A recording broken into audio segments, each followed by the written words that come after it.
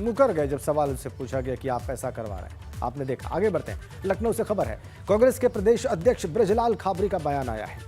हमारा हिमाचल और गुजरात चुनाव पर फोकस है, ये कह रहे हैं वो, और इसीलिए उत्तर प्रदेश उपचुनाव में प्रत्याशी नहीं उतारे हैं, ये भी उनका कहना है। मैनपुरी उपचुनाव का रिजल्ट तय करेगा सपा का साथ, ये बड़ी खबर और ये बयान महत्वपूर्ण। मैनपुरी उपचुनाव का परिणाम तय करेगा समाजवादी पार्टी का साथ, ये कहना है बृजलाल खाबरी का।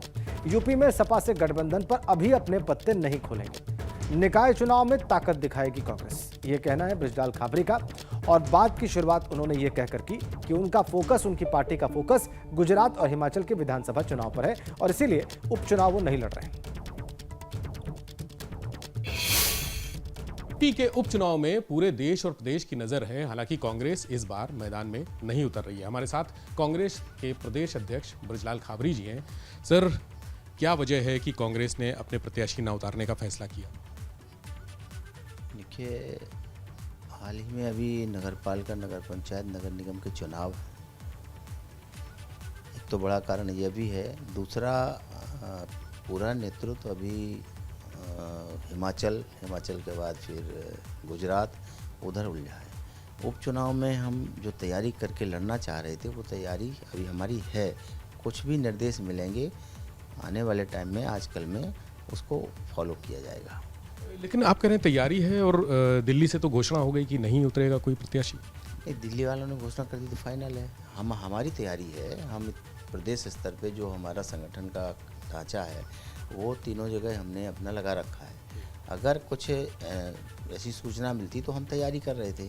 अगर दिल्ली से ये हो गया कि नहीं लड़ना है, तो हमारी तैयारी नगर पालिका में बदल जाएगी, नगर निगम में बदल जाएगी, नगर पंचायत में बदल जाएगी। हमें तो काम करना है। जब काम करने निकलती है पार्टी, वर्कर, नेता, तो वो ये नहीं देखते कौन चुनाव में हमें काम करना, कौन में नहीं करना। वो तो आम लड़ाई है चुनाव की, छोटा हो या बड़ा हो, कार्यकर्ता सबके लिए तैयार रहता है। तो उसी तरीके की हमारी तैयारी चल रही है। ये माना जाए कि पिछले जो चुनाव हुए उसमें कांग्रेस की स्थिति बहुत अच्छी नहीं थी। वोट भी बड़ी ऐसी हालात में वोट मिले हैं कि उनको गिनना भी मुश्किल है। तो क्या उससे ये कहें कि डर गई कांग्रेस उपचुनाव में?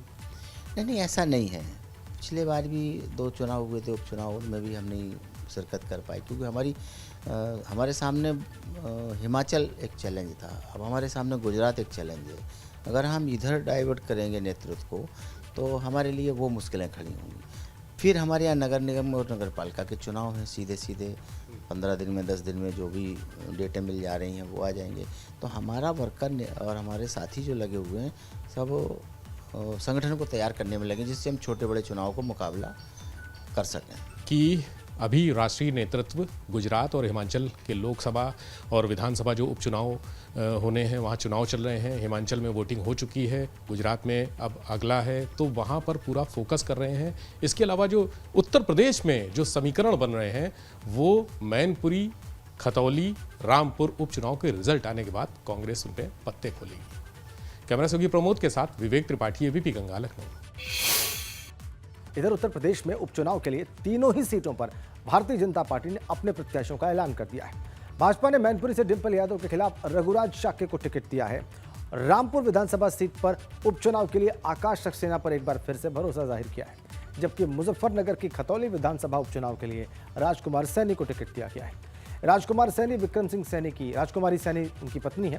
और आपको बताएं कि मैनपुरी और खतौली सीट पर 17 नवंबर तक नामांकन हो सकता है, जबकि रामपुर सीट पर 18 नवंबर तक नामांकन किया जा सकता है। इन सीटों पर 5 दिसंबर को वोटिंग होगी और 8 दिसंबर को काउंटिंग होगी और नतीजे आएंगे। भारतीय जनता पार्टी ने आज ही तीनों ही सीटों पर अपने प्रत्याशियों का ऐलान कर दिया है। भारतीय जनता पार्टी का मुकाबला मैनपुरी में सपा की उम्मीदवार डिंपल यादव से होगा, खतौली में राष्ट्रीय लोकदल के उम्मीदवार मदन भैया से होगा, और रामपुर में सपा का उम्मीदवार कौन होगा ये अभी स्पष्ट नहीं है। इसका इंतजार किया जा रहा है। ये जिम्मेदारी जो निकलकर बातें आ रही हैं उसके हिसाब से सपा अध्यक्ष ने आजम खां पर डाली है कि वो तय करें कि वहां से कौन उम्मीदवार होगा।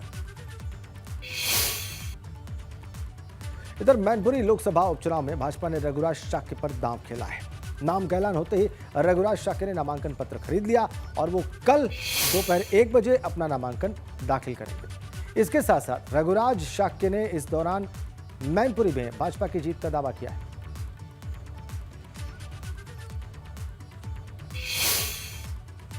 अखिलेश यादव जी के पास यादवों में कोई है कहाँ परिवार के? परिवार भी नहीं, अब पत्नी रह गई हैं। खुद विधायक हैं करहल से, पत्नी को सांसद बनाने के लिए प्रयासरत है, लेकिन बन नहीं पाएंगी। उनके भाग्य में फ्री एंड फेयर इलेक्शन में जीतना लिखा ही नहीं है। आपने देखा कन्नौज का इलेक्शन, आपने देखा फिरोजाबाद का इलेक्शन। हाँ, बेईमानी से उनके पति तो चीफ मिनिस्टर थे, तो 2 बार उनको सांसद बना लिया। आप जनता की आवाज मोदी, योगी, कमल निशान, रघुराज शाक्य जीतेंगे, भाजपा जीतेगी। और यूपी उपचुनाव के लिए भाजपा ने अपने प्रत्याशियों के नामों का ऐलान किया है। रामपुर विधानसभा सीट पर आकाश सक्सेना को मैदान में उतारा है। आजम खां की विधायकी रद्द होने के बाद इस सीट पर उपचुनाव हो रहे हैं। 5 दिसंबर को मतदान होगा। जी हनी भाई, आपको पार्टी ने दोबारा टिकट देकर भरोसा जताया है। इस बार देखिए, रामपुर का जो चुनाव है वो हम विकास के मुद्दे पर, सबका साथ, सबका विकास, सबका विश्वास के मुद्दे पर चुनाव लड़ने जा रहे हैं। और रामपुर में जो रोजगार की एक समस्या है उसको बहुत बड़ा तौर पर जिसको आज हमेशा दिक्कतें रही है, उस मुद्दे पर चुनाव लड़ेंगे। और ये चुनाव यहाँ ऐतिहासिक चुनाव होगा, ऐतिहासिक विजय की वजह बिल्कुल होगा। और अब आजम चैप्टर क्लोज हो चुका है। रामपुर में सिर्फ रोजगार की बात होगी, रोजगार की बात होगी, सिर्फ रोजगार की।